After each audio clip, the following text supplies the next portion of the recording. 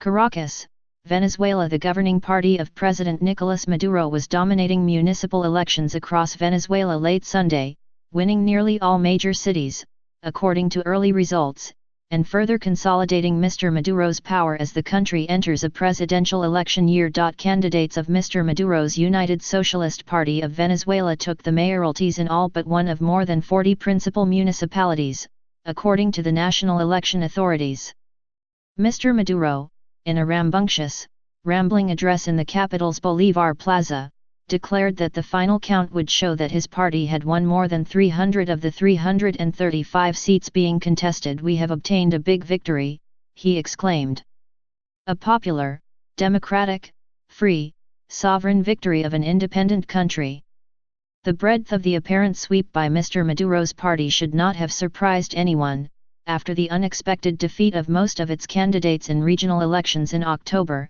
A broad but fractious alliance of opposition parties announced that it was boycotting the municipal contests to protest what it called a rigged, corrupt electoral system that favored the president and his party. Should the official vote count confirm Mr. Maduro's predictions of a landslide victory, his party would own nearly the entire electoral landscape of Venezuela, including nearly all governorships and the all-powerful Constituent Assembly, the lawmaking body that Mr. Maduro created over the summer while neutering the opposition-controlled National Assembly. Mr. Maduro is expected to run for a second term in presidential elections planned for next year. Earlier in the day, after casting his vote, Mr. Maduro threatened to ban from future elections those political parties that participated in the boycott.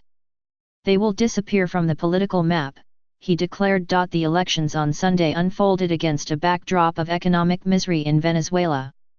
According to statistics published last week by the National Assembly, inflation in November was nearly 57% above the 50% mark that is commonly regarded as the threshold of hyperinflation. Profound shortages of food and medicine, the scarcity of cash and a general breakdown of public services continue to worsen by the day, driving a surge of emigration. Opposition leaders argued that participation in Sunday's voting would have served only to legitimize Mr. Maduro's administration, which they and some foreign governments have called a dictatorship. Despite the call for a boycott, an array of opposition candidates ran across the country, most as independents.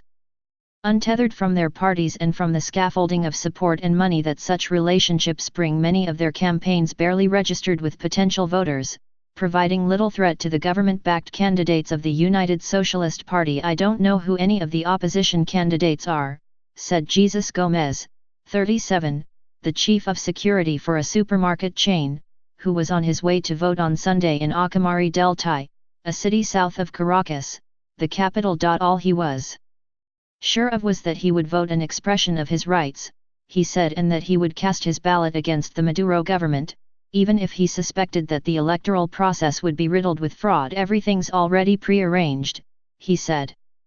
"This isn't a secret at all." A majority of voters, however, stayed away. The National Election Board said Sunday night that about 47% of registered voters participated. Throughout much of the day, many polling stations around the capital had barely a trickle of voters.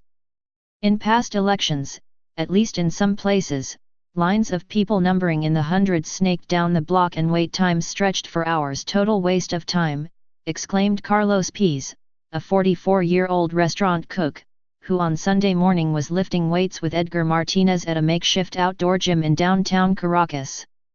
Both men scoffed at the notion of voting. "They had better things to do." "So much deception," added Mr. Martinez, 29, a bartender. "I'm young and I feel this disillusionment with what's happening." Imagine that. Opposition voters who turned out in defiance of the boycott said they were compelled by civic duty despite an overarching feeling of futility. "They are going to win," Estela Prisco, 69, said of the United Socialist Party's candidates, while walking a schnauzer on her way to vote in downtown Caracas. "But still there are people who come out against them," she said. "And at the very least they will look and see that there are voters who stand against them."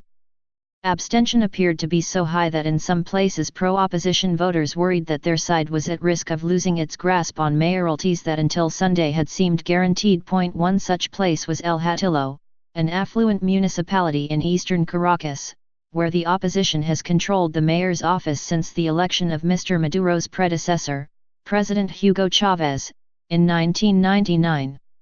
On Sunday, supermarkets had more people standing in line than did polling stations. We lost this, said Carlos Eric, 73, an engineer. I have never seen this. Only a few are coming to vote. Yan Goicoechea, one of the 5 opposition candidates contending to be mayor of El Hatillo, said that widespread abstention and disarray among the opposition assured that the government's party will win without fraud. Pro-government voters seemed far less anxious about the course of the day, saying that the opposition had only itself to blame for not fully taking advantage of the opportunity to choose leaders. That's called thoughtlessness, Juan Atencio, 80, a retired hotel administrator, said of the low turnout. They think we have the elections secured. Standing outside a polling center in central Caracas, he said he intended to vote for the Socialist Party's candidate in his municipality, Libertador. I'm hoping that people become conscious of the need to maintain the process, he said, referring to the socialist movement started by Mr. Chavez and continued by Mr. Maduro. Mr. Atencio acknowledged that the country was passing through a tenuous, challenging moment but said that changes in political systems were always hard and required perseverance.